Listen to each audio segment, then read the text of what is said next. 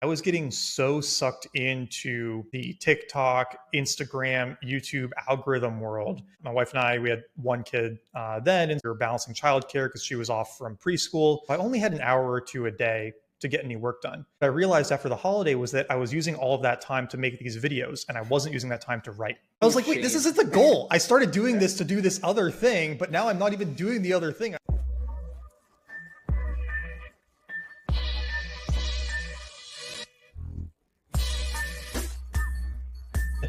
Creator economy is interesting because I think what's attractive about it from the outside for people getting into it is that it has this promise of potentially very fast success and very fast riches. You see people who start on YouTube or TikTok or Instagram, and then a year later they have hundreds of thousands of followers or subscribers, and it looks like they're making all of this money and they've gotten famous overnight. It's this incredibly attractive thing when compared to the alternative of working a normal job and having to like grind up through your career and get promoted and, move to a new company. Like that just seems so slow and so inefficient. But there are all these downsides. And really one of the biggest downsides, I think, is that a business in the creator economy or a creator economy persona, influence, whatever, is really fragile. Really fragile for a few reasons. One being just how quickly these platforms change. Before my work now, I was really focused on SEO, and I, had really nailed SEO for a while. And like, that was my thing. And I was doing it as a service and building these sites, and it just worked and it was easy. And we could start a site and we knew that it was going to be at hundreds of thousands of visitors per month from Google within usually less than a year. And that could spin out into products. And it was this really cool, like, we've solved it and figured it out. And then the algorithms changed, and then those tactics didn't work. And you're kind of like always struggling to keep up with them. And the same thing has happened on a lot of these social media platforms. So I remember when people were putting all this energy into Facebook pages and trying to get like 1 million likes on their Facebook page and get all these Facebook followers. Like nobody uses Facebook anymore. I mean, like our parents do. It's just AI art. Yeah, now it's just all AI art. And I think we can expect similar things to happen with like Instagram and with TikTok. And, some are certainly going to last longer than others. I mean, if we were going to pick one right now, it would probably be YouTube. That seems to be the most durable. And that's probably because making good YouTube videos is the hardest to do of any of them. But even within that, you see people come and go, rise and fall, right? People have their moments and then they start to fade away. And it's often hard to get like that second win. It doesn't have that same durability that being a lawyer does, right? Like, yes, the ramp up to making that much money as a lawyer is much longer, but as a lawyer, you're probably not going to have 1 year where you make $2 million and then it goes way back down the next. And now you've like built this whole business around you that you can no longer afford to maintain. The Kardashian case or something. Yeah. It's like, you get to partner and you're just a partner now. Like that, a version of that money is happening basically every year. So everything that can happen really quickly can also go away really quickly. And so I'm much less interested in doing this work with this really quick startup because I know that you're just always kind of like walking that razor's edge of it possibly going away just as quick. Dude, I love that. I have an article called 10 plus years losing on the internet. I've been creating stuff since I was 11 or 12, from YouTube videos to blogs to... Were you on GeoCities? I think that was like the first thing I did on the internet. GeoCities? No, I wasn't. How old are you? No, I'm 26. Yeah. Okay, yeah, that might have been. I mean, I'm only 31. I'm not that much older, but you might have like just missed GeoCities. That was like the first WYSIWYG website builder, like one of the first big ones. And I mean, it was just crazy. Yeah, Blogspot or Blogger. Yeah, Blogspot. Yeah, Blogger. Yeah, I had a baseball blog. I sold a lot of stickers. I was known as like the sticker king in high school. I sold like $40,000 worth of Grateful Dead stickers. I would just get high and make stickers. Like that was like, I've always been making stuff, right? And now like things have really started propelling, and it took years, right? It took so long, and I think. Whatever algorithm changes, whatever happens, like as long as you just keep making stuff and putting stuff on the internet, like you're going to survive in some aspect, I think. And your business might fluctuate, sure, but like you'll still survive and make cool stuff. I think that's really well put. As long as you are doing something that can continue to exist and do well and survive independent of the algorithm gods, then you can have that durability.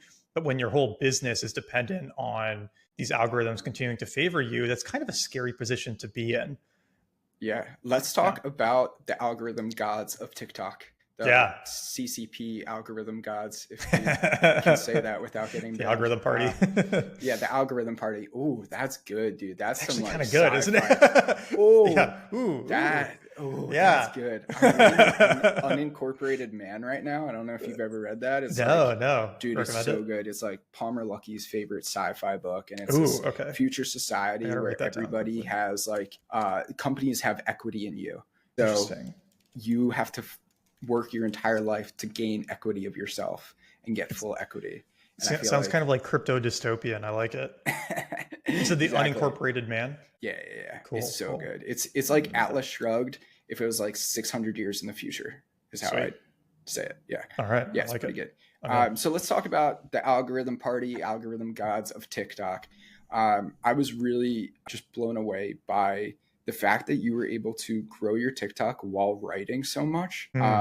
As a writer, like I find the two to be very opposite skills. And I think a lot of writers, knowledge workers would probably feel the same. Like, how do you get deep work done and manage a TikTok? So would you be able to talk a little bit about that? From reading your pieces a while ago, I remember you did a lot of batch recording. Yeah, well, I'll give a little bit of the backstory here. So I was working on my book, Crypto Confidential, in the end of 2022. And I had, actually for a lot of 2022. And I'd spent a good like 6 months of that year working on it from June through December. And I finally got it to the point where I felt like I had a good enough draft to sit on for a little bit. And I'm a big fan of Stephen King's On Writing memoir and his all of his advice in that book. And he says something in there really interesting, and that was kind of counterintuitive to me when I read it, which was to do your drafts pretty quickly, to do them in these concentrated sprints, and then don't look at them for weeks. And what he says in On Writing is he says, write 2,000 words a day, every single day, including weekends, until the draft is done. And then don't look at it for 6 weeks. Like, put it in a drawer and go fishing. Like, don't even think about it. And I had this draft finished. It took me longer than 3 months because, it was the first time doing something like that. And I really it was done, but I was like, this is not very good. I need to go take my mind off of this. And honestly, been in this internet business creator economy world. Similar to you, I started doing stuff, I guess, in my teens, not business stuff, and then got into the entrepreneurship in college and been doing it for 8 years. Like, sitting alone in a room and working on a book was just a miserable experience by comparison. I'm sure you felt this way as well, where it's like you're working on this thing every day and you don't get to publish anything. You don't get any feedback on it. You don't get likes or comments or emails. There's nobody telling you how smart and insightful you are. You're just alone with this thing and it sucks. And so I put it in the drawer to not look at it. And I said, okay, I didn't say this consciously. What I told myself was I should work on something to help me market this book when it comes out. I think what I was really doing was I need to feel good about myself and I need to feel like competent.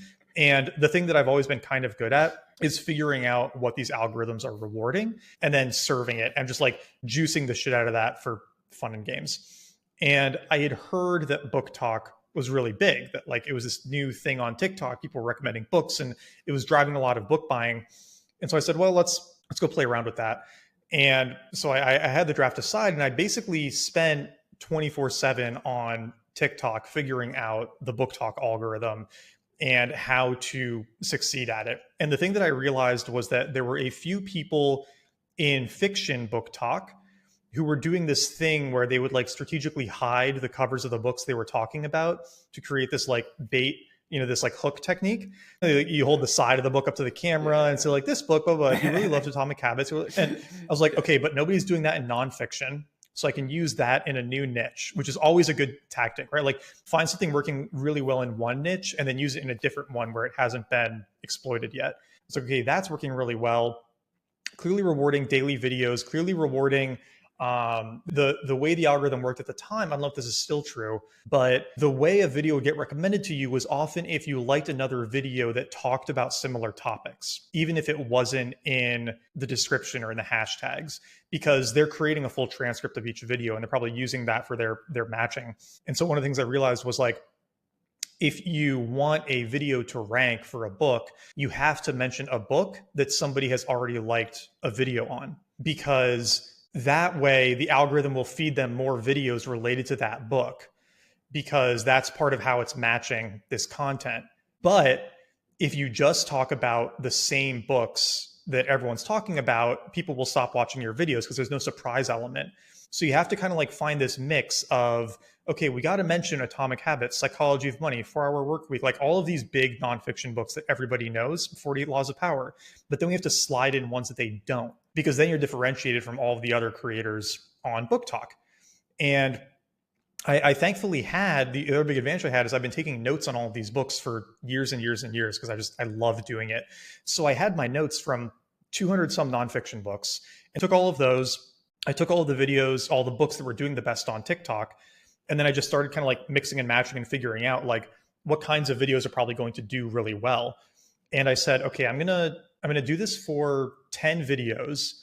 And if I can get one of them to go viral, and if that video can move the Amazon sales rank of the book, then I'll keep doing this. And I made a few of them. And I think it was like the 8th or 9th video. I basically said, if you really liked Atomic Habits, so I started off showing Atomic Habits, I said, you're really going to like this book. And the book is turned, so you can't see what the book is. And then I talk about it a little bit. And then at the end, I reveal it's The Comfort Crisis by Michael Easter. The video got like 1.1 million views within the span of a few days. It just completely popped off. I got, I want to say 8,000 followers from that video. I went from a couple hundred to 8,000 basically in a couple of days. But then I was watching it on Amazon and the book rank went from, it was something like 70, 80,000 to top 8,000 or top 7,000. So this massive spike in the book's rank. And I was like, oh my gosh, this is really working. And then a couple other videos hit and I saw those books jump up the rankings too. And that was enough for me to say, okay, I'm going all in on this. Because if I can strategically move books up the rankings on Amazon, I'll be able to do that for my book.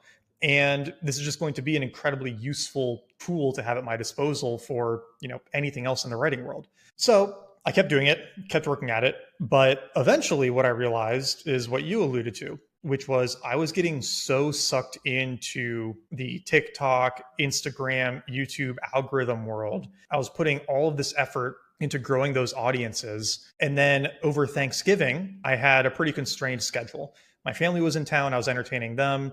My wife and I, we had one kid then. And so we were balancing childcare because she was off from preschool. And so I only had an hour or two a day to get any work done. And what I realized after the holiday was that I was using all of that time to make these videos and I wasn't using that time to write. And so I basically said, an awful feeling. It's I was like, wait, this isn't the goal. I started doing this to do this other thing, but now I'm not even doing the other thing. I'm doing the thing that's supposed to support. And like, this is a recurring story in my life. Like I've done this a few times. And so I just said like, I just got to stop doing this. It's too distracting. This is taking up too much mental bandwidth. I'm like replying to comments in the middle of writing sessions and it's breaking them up. I just got to focus on the writing. And so I kind of let it go. I basically quit all of it shortly after that Thanksgiving because I realized how much it was just getting into my head and getting in the way of the actual writing work. Or have you been back at all or no? Not really. I'll post little updates on Instagram, but if you look at my TikTok, I've hardly posted anything since last Thanksgiving. And I got it up to 120,000 followers that year, and I got my Instagram up to 180,000. So, I mean, it worked really well. It worked great, but it was just too distracting, man. And at the end of the day, one question I really like to ask myself is, if you want to be an Instagram influencer, nobody's a successful Instagram influencer without posting on Instagram.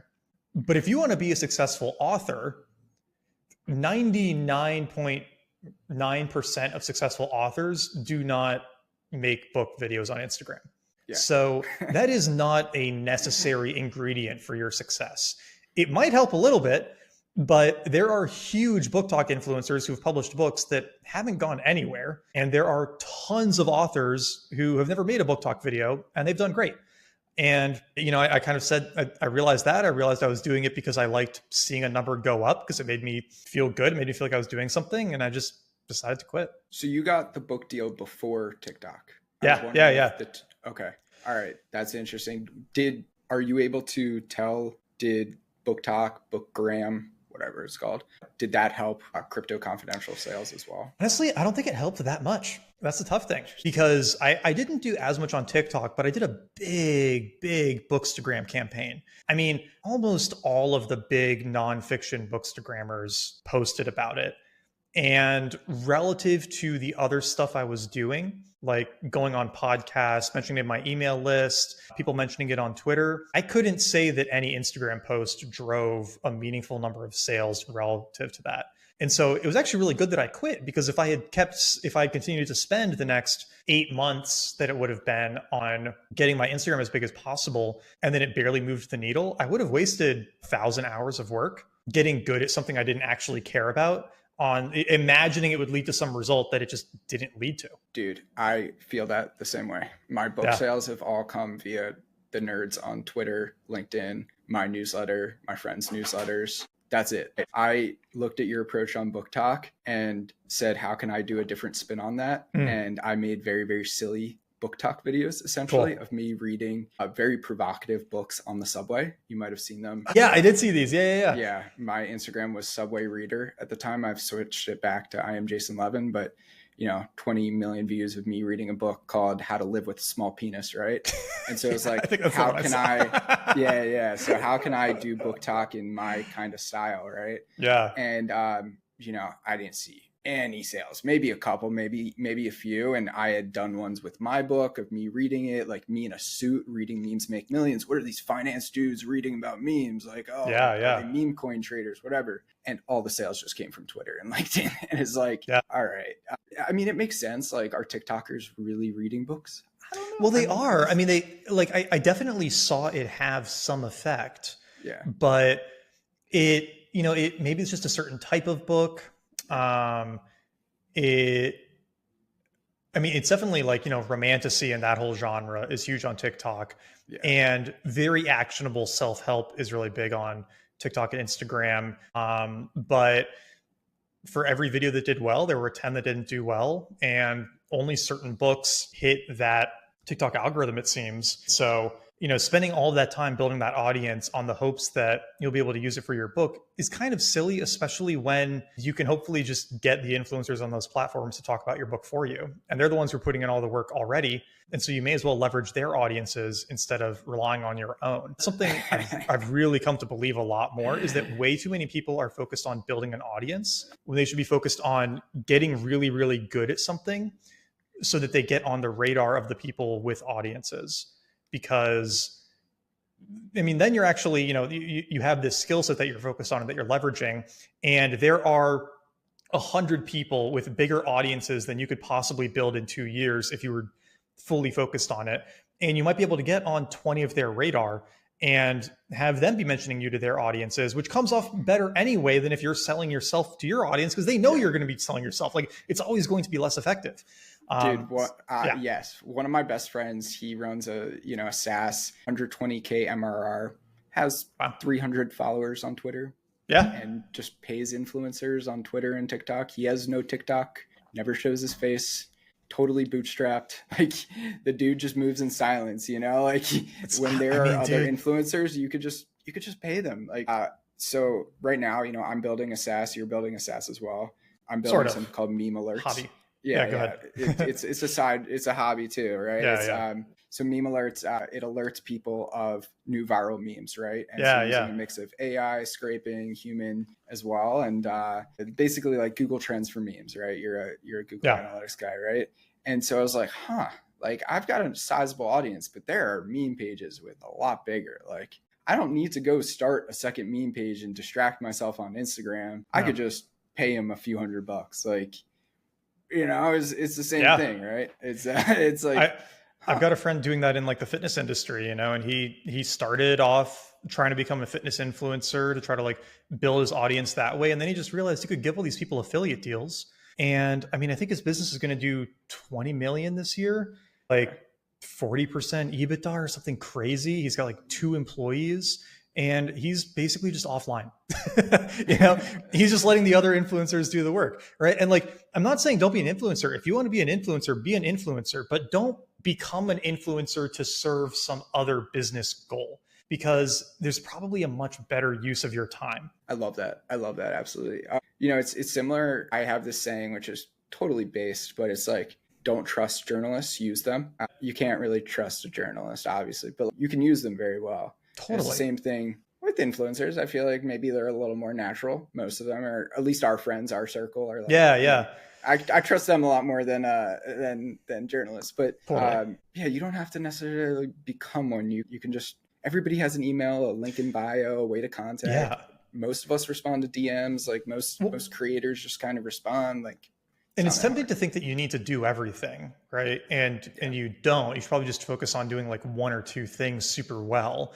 And the other mistake I think people make is that they see somebody with a successful business who has a lot of influence. And so they think like, oh, the way I build a successful business is by building a lot of influence. Yep. And it's the reverse. They have the influence because they built the successful business, right? Like Musk isn't fucking around on Twitter all day because that's what got him SpaceX. Like he built SpaceX and all this other shit, and that's why people listen to him on Twitter. It's the same for a lot of business people. Obviously, there are creator-led businesses, but you shouldn't make the mistake of thinking that every CEO or founder with a big audience built the business off of the audience. It often followed from the work that they did. Yeah. So let's talk Crypto Confidential a little bit. For reference, I was a reporter at the Defiant. Oh, yeah, I knew that. Yeah. I remember that. I was a staff reporter there. A lot of adventures in crypto territory. 2021 went to it's a good time. Goblin's party. If you're there in New York, I wasn't there. I heard about it. Yeah. Around, people dressed as goblins, jumping in your face. A lot of art galleries, a lot of theft writing about. You write a bit about hacking and stuff like that. Can you regale us with some crypto stories? So, I saw the crypto mania like so many other people did at the end of 2020, beginning of 2021. I'd been exposed to it a few times before. I messed around with meme coins in 2017, 2018, and then kind of let it go and didn't think about it too much. But I had stepped out of my marketing agency end of 2020, was looking for something new to do, started learning programming in 21, and then said, like all this crypto stuff is happening. Like, it seems as though a lot of other people are getting rich on this thing. Maybe I can too, which I think a lot of us thought, seeing the craziness that was going on. And so I dived into it head first. I had this pretty crazy experience where I was obviously doing all the degenerate gambling, trading side of it, but then learning Solidity programming, learning how to write smart contracts, how to build stuff on Ethereum, got hired by this gaming company, did their token, got paid in tokens. And then for this, very brief moment, that token, like fully diluted value, is worth over $1 billion. And my paper net worth was over 10 million. And like, I thought I never was going to have to work again. And just like work was done, right? Run off into the sunset. And that obviously didn't quite happen. And, going back to this theme of like doing things to serve the other thing you want to do. Like, I've always enjoyed writing. I haven't always enjoyed writing. For a long time, I've enjoyed writing, and I want to try to find a way to focus on it full time. And when the market crashed after Terra Luna, really, I was kind of in this position of, okay, I could either go all in here, try to join a VC firm, or really double down on Solidity, try to work with a team, wait for the next cycle to come back, and go all in on crypto work. And I thought about that pretty seriously. Like, I really, really love crypto. I really love the industry. I think it's a fascinating technology. I think the vibes and the energy of the industry are fascinating too. But it was also this moment of like, well, if I don't try to focus on writing now, I don't know when I ever will. And kind of made that decision of, okay, I'm just going to like cut off all of my other work and try to 100% commit to this thing. And I had this cool story from being in that period as both a gambler, speculator, and a builder, seeing the inside of the fundraising and, working with anonymous teams and doing all of this stuff, and shopped that idea around as like an insider's account of that era. And it got picked up by Penguin Random House, and I got to go through that whole process, which was really, really cool and like incredible learning experience. And then that came out this year. So that's what I was working on for the last 2 years, really, aside from the like TikTok, Instagram shenanigans and all those things. What was that process like going through the book deal? I've experimented a little bit, dipped my toes in. I'm talking with a couple of publishers about a new one. Cool. Any tips, any advice for landing one and negotiations and stuff like that? I'm a meme lord, man. Like that's not my strong suit. Yeah. I mean, the tough thing, I mean, the good and bad thing is that they very highly index on older signs of influence, right? So being published in these big media outlets, right? New York Times, Atlantic, Wall Street Journal, Time, whatever, being somebody very credentialed, somebody who's done a lot of original research or has been, a leader in their field. Or if you don't have those things, then it's your email list. They don't really care about Twitter followers or LinkedIn followers or meme pages or things like that. Those numbers don't mean anything to them. I had this really funny experience in the proposal process talking to my agent, because when I filled out my marketing section, basically explaining here's all the people I can reach and how I can reach them and how big all of my audiences are, the first line on my list was my website that got 2 to 3 million visitors a year. And he said, just don't even include that. And I was like, what? He said, you can include it, just move it further down the list because they don't care about website visits. They don't mean anything to them. And I was like, okay, well, I've got my Twitter, that's pretty big. He's like, yeah, I don't really care about Twitter either. It doesn't really mean anything. And so the leading thing was my email list, which was 35,000 people or something, which is a good number, right? It's a lot of people. Yeah. But in my head, a website getting 1 million visitors a year seemed bigger than 35,000 email subscribers. And he's like, no, that's the thing you lead with. So that's what I tell anybody who wants to try to get a book deal, who isn't one of those credentialed, widely published people, is, God, this sounds like such boring, tropey advice, but start an email list, because that's what they're going to look at and that's what they're going to judge you on. And if your book is within a certain range of acceptable topics to these publishers, your advance will largely depend on the size of your email list and how much competition there is for your book. And so that's really a lot of it. It's kind of boring advice, but if you have people who are reading your stuff every week, you can get a book deal. And it doesn't have to be a crazy number. Even a few thousand email subscribers might get you a foot in the door for a smaller advance. That's crazy, because that's exactly what Jack Rains told me about a year ago. And my newsletter's up to, over 20,000 readers, and it's great. Doubled down. That's a book deal. That's a book deal. I know. Yeah. It's happening. And for me, I've imagined this since I was a little kid. And then talk about Crypto Confidential as well. It's been cool seeing your book in the wild. Nice. I thought Nat was just the Twitter guy that I thought was cool. And then I opened Spotify the other day, recommended audiobooks, and Crypto Confidential. Really? Yeah, that's cool. I didn't even know it was on Spotify. That's awesome. Dude, I was like, that's so fun. Did it just check my calendar and I had a podcast with Nat? That's great. Cool. That's almost creepy, right? I love that. Yeah, it was pretty cool. How it knew. I don't know. That's so cool. Maybe I listen to a lot of tech podcasts. So could be. Yeah. So some overlap. People who listen to people who listen to crypto adjacent podcasts get it recommended to them. I don't know, man. I don't know. So what's kind of been the publicity process now after the book is out? I know obviously we're doing this podcast, but you're doing a lot more, I would imagine, as well. Yeah. Also, again, balancing that with writing. Dude, it's tough. Yeah. It's been a lot lighter now, which has been nice. Leading up to it, that was the only thing I was thinking about. For publicity, planning started 6 months out.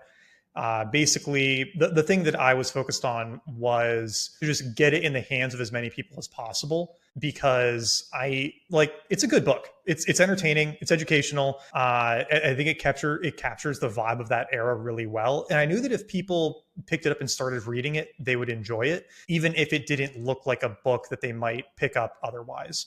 We had challenges with figuring out how to package it and market it from the start. But I figured okay, if I just get this in people's hands, that's going to be the main thing that does a lot of the work for me.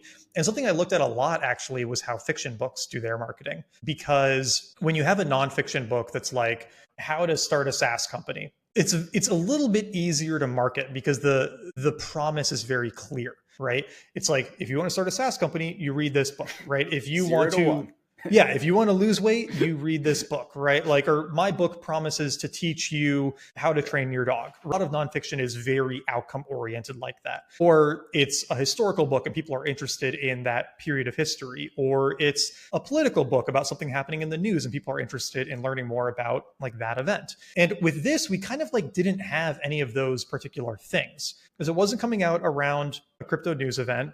It wasn't promising to teach you how to get rich in crypto. You know, maybe could have tried to write that book, but that's not what I wanted to do. Like, it just felt like the and so it was really just like, okay, this is a really fun story that you're going to like happen to learn some things along the way. So we just got to like get it out to people.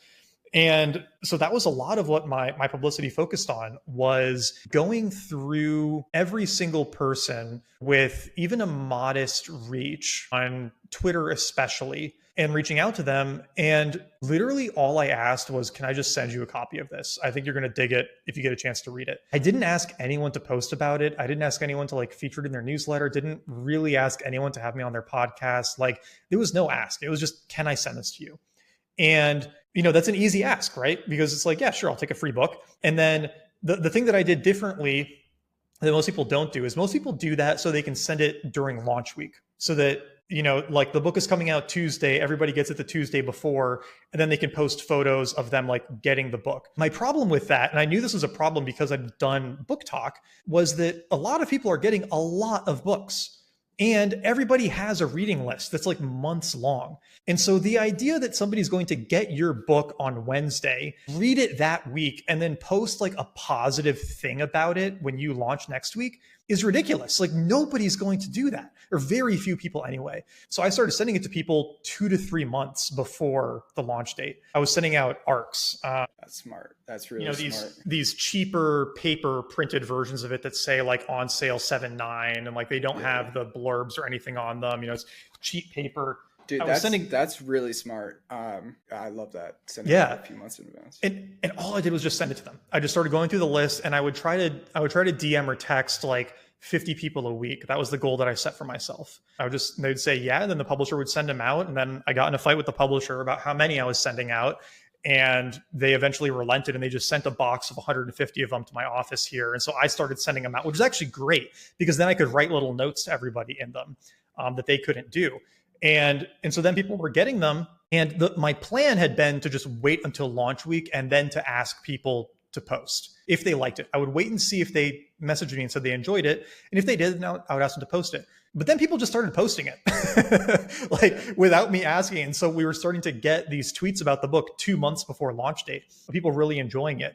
And I think what that did is, one, it made it way easier when I reached out to other people, because they would have already seen somebody on Twitter say that I really enjoyed this book. And so I started, after like a month, I started getting replies saying, oh yeah, I already saw that, you know, so-and-so really liked it. Like, I'd love to read it. So it was kind of like pre-qualified. And then when the actual launch week happened, I got just an incredible number of these really positive, really emphatic reviews and recommendations to read it, because people had time to read it. They had time to see if they actually enjoyed it. And I think that made a huge difference. And I got a lot of really positive feedback from people saying, like, never seen a book get like this much hype on launch week on Twitter. And literally all I did was just send a lot of copies to people. And I think that made all the difference for getting it that kind of reception. It was, and like, I'm being 100% honest too when I say that I only asked like 7 or 8 people to post it. Of the, you know, like probably 150 plus who post something nice to Twitter, pretty much all of it was just organic from sending them an early copy. Dude, it's crazy when people like your stuff, they just post it. You know, people post memes make millions. You know, every now and then there'll be a nice little post around, you know, when it first came out, a lot more. But something else that I think people should think about is like, you don't just prep for the launch and send out books. Like, I'm still sending out books. Yeah, never stops. You know, dude, I still send out books to friends and influencer, publisher, comedian kind of people that I want to. Still send it all the time. And, you know, for community members, like I run like a newsletter paid community. Like I send it to people there. Like, you know, it's just like a nice gift as well. It's the best marketing. It's the best marketing by far. And you know, I think it's most effective when you're sending it to people who aren't influencers. Yeah. Because influencers are getting stuff all the time. It doesn't really mean anything to them. Yeah. Dude, I'm not an influencer, but I have so much soap in my apartment. Why soap? Because a brand offered to send me soap. I also have a box of dude wipes. Nice. I hate dude wipes. Sorry. We're talking about them. But we're still talking about them. I don't like the feel of dude wipes. Let me be honest, man. But I just have a box sitting there and I don't know what to do with them at this point. Yeah. So if you need dude wipes, drop a comment. All right. I'll send you a box of dude wipes. Maybe they'll hear this and they'll send me a set as well. But it's true. It's like if you get to a modest amount of influence, you just start kind of getting sent stuff, especially books. Yeah. But there are a lot of people with, followers who respect them and with a friend network that might be interested in your topic. And, you don't do this in like a scummy way or a shady way, but you have a good interaction with somebody about the book or they seem interested in it. Like you just send it to them, right? Yeah.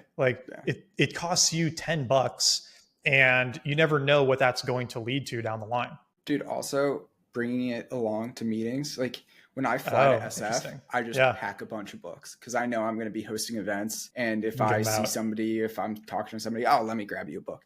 So I did that at an event at an AI demo. And I meet this guy who made a meme app. I never met him before, right? And my book's about memes. I'm like, let me grab this real quick. We're still friends now. Like he posted it, which is great, whatever. But like we're on the phone literally last night, right? And he's helping me with my meme SaaS that I'm building now. That's just great. From like giving that book. It's the little things like that are really special around books. And I think too, it's like, having gone through it, we both discount the process a lot. It's like, I just wrote a book, right? It doesn't feel like a big deal to me anymore. It probably doesn't feel like a big deal to you anymore either, right? It's just a thing that I did for that period. And, obviously very proud of it and, great accomplishment and all these things, but it doesn't feel that special or different or like amazing in our heads anymore. It's hard to remember what it was like before we did that. And like you do treat somebody differently if they've written a book. Like it has a big, like, none of these words sound good, but like authority or status or seriousness that comes with it, where it does make it like kind of a cool gift or a means of connection with somebody else. Yeah. So I had Eric Jorgenson on the podcast and he's written 2 amazing books, Almanac of Naval Ravikant, Anthology of Balaji. I really think it's just crazy how they let him rhyme that. It's hilarious. I know. Insane. And, he's like, a book does not have to make money to make you money. And I think that is just a great line, especially if you're thinking about self-publishing. You might not get an insane amount of book sales, but the amount of clients that you could bring in, like you said, like sending out the book to potential clients, the authority that it brings, all that kind of stuff. For self-publishing and all that kind of stuff in general. Yeah, it's a pretty invaluable asset to have. Yeah. Let's talk Prolific, man. Yeah. I just downloaded it. Cool. I remember you marketing it a bit as Strava for writing. Yeah. So how have you been using it? Yeah, I mean, I use it basically every day. The genesis of it was while I was working on Crypto Confidential, and again, I'm sure you felt this too, I didn't realize how screwed up my sense of like progress and accomplishment and achievement with my writing was in terms of tying it to external accolades and recognition. In the sense that when I was working on blog posts or especially working on tweets, you get to hit publish and then you get likes and people see that you did something. Right? It's, what did Nat do last week? Oh, he published this great article, right? He had these banger tweets. Like I did something. But when you're working on a book, Crypto Confidential was almost 2 years in the dark of publishing nothing related to it. And it was really, really hard for me emotionally. It took me a long time to settle into that rhythm and to be able to sit down, work on it for 3 or 4 hours and feel like the day had been a success, even though I didn't publish anything. And the thinking that like, one, I think there are a lot of people who are focused on Twitter writing or blog writing who should be writing books because all that stuff is going away. Like nobody references tweets from a week ago, let alone a year or 2 ago. Blog articles disappear almost as quickly. Like they just don't have that same longevity. But if you write a good book, people could be reading that in 10, 20, 30 years. That's not abnormal. And so if you were going to dedicate 1,000 hours of your year to writing something, one book is probably going to have a higher ROI than 1,000 tweets, but it doesn't feel like that in the moment. It really doesn't feel like it. Bro. Playing the long game is really hard. Yeah. And so I was hacking it while I was working on Crypto Confidential. I had a spreadsheet, and every day in the spreadsheet, I wrote down how many words I wrote. And then I could see over time, like, oh, look at all this progress I'm making. This feels really good. But I kind of got in my head, like, it would be fun if there was a way to like show off in an unannoying way how much writing you're doing, even if it's not public. And I really love this article, Proof of X by Julian Lair, which is basically about this idea of how do we incentivize more positive behavior through social media instead of just mindlessly scrolling. And in the article, he gives this example. He says there should be more Strava for X apps. There should be Strava for cooking. There should be Strava for woodworking. There should be, Strava for whatever thing you want to learn. And we kind of hack that with Instagram, right? Because, you take photos of what you're cooking on Instagram. There should be a Strava for writing where you can just log your writing sessions each day. And then it goes out to your feed and you can see how much writing you're doing over the year, but other people can see it too. And if they want to follow along on your book journey, that's where they can do it. It's kind of like a public journal. You can see your progress. And it's cool. If you go to my profile in Prolific, I think by the time this podcast comes out, I have over 200,000 words logged this year. I've written on a couple of different projects. And that's neat to see. And it feels good logging it each day. And so I had that thought. And then I was also seeing all of this stuff around how good AI tools were getting for programming. And, I'm a hobbyist programmer. I can hack things together. I can pick stuff up as I need it, but I've never really built a full app before. And so I said, Crypto Confidential is off to the publisher and they're putting it together.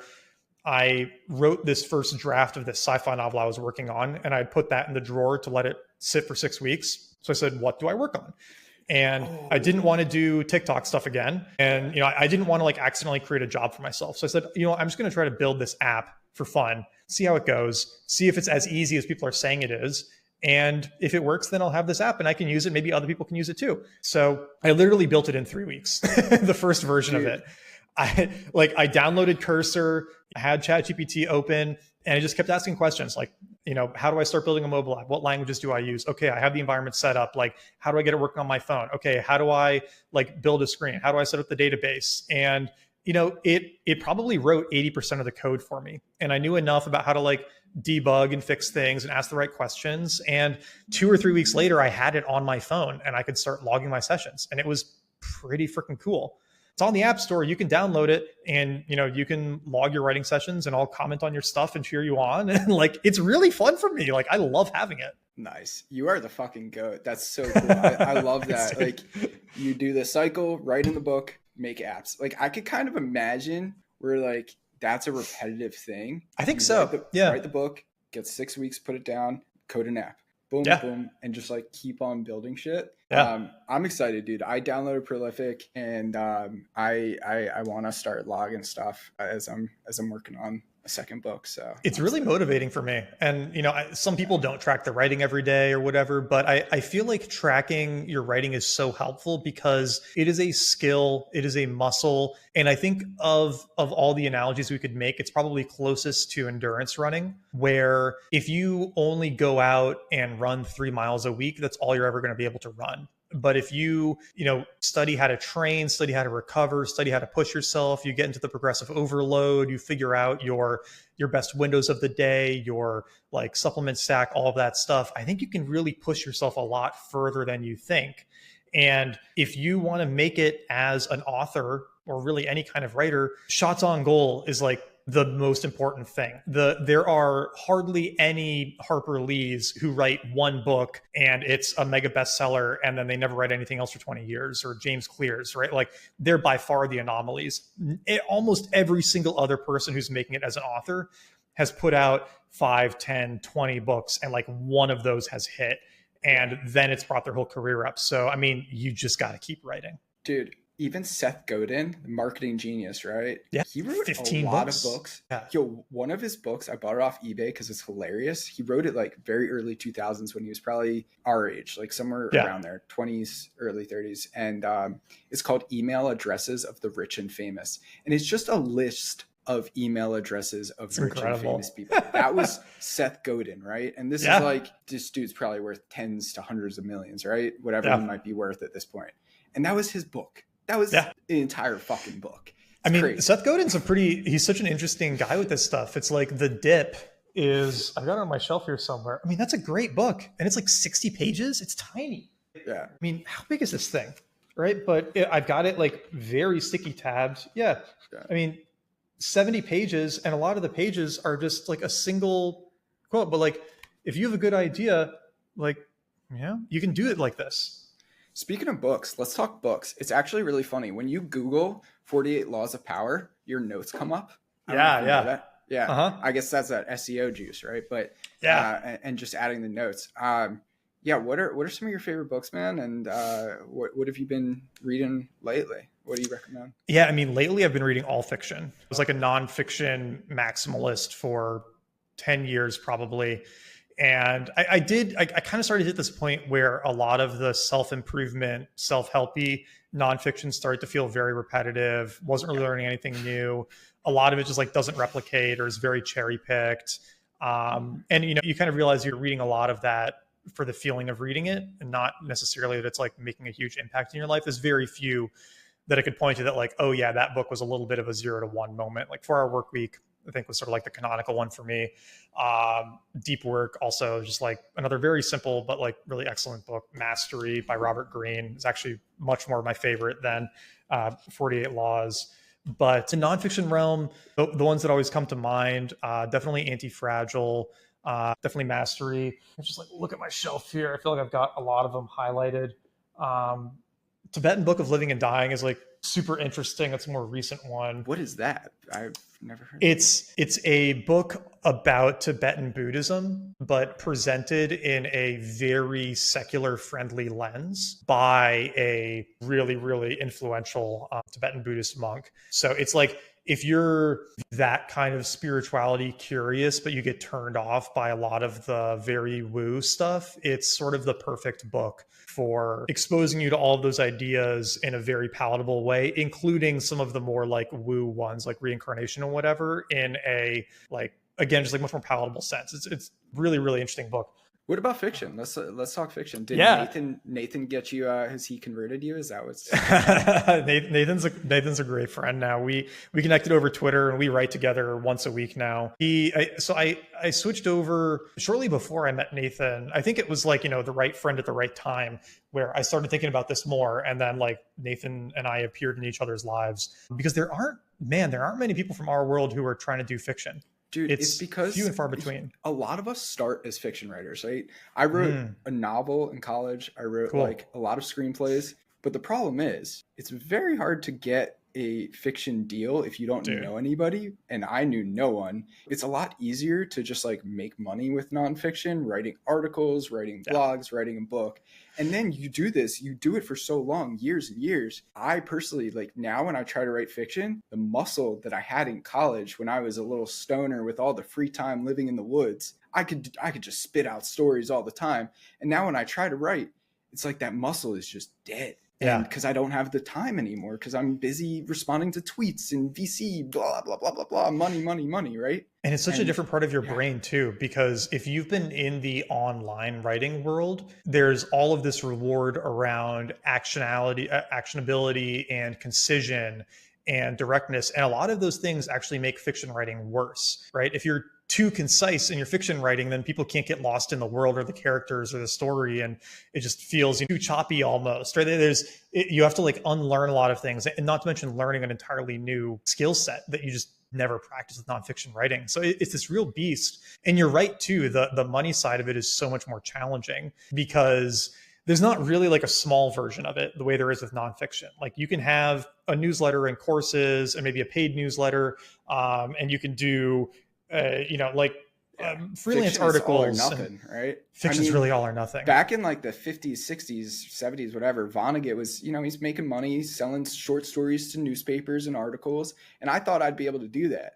And like, there is not a market. Not really a market for it anymore. That's not a thing. Like that is maybe like if you're some like fancy researcher or something at Harvard and you could sell something to some fancy paper, but like for the average Joe, like Yeah, the short story fiction market has really gone away. Self-publishing was a big opportunity, but a lot of the self-publishing money goes to like professional self-publishers now.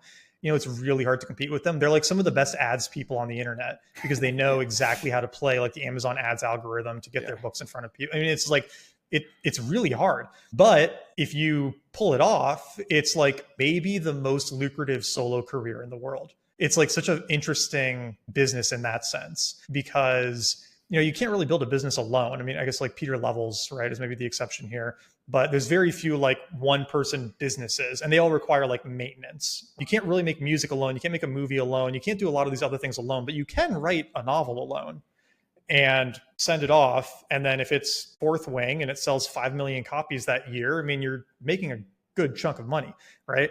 But most books aren't Fourth Wing.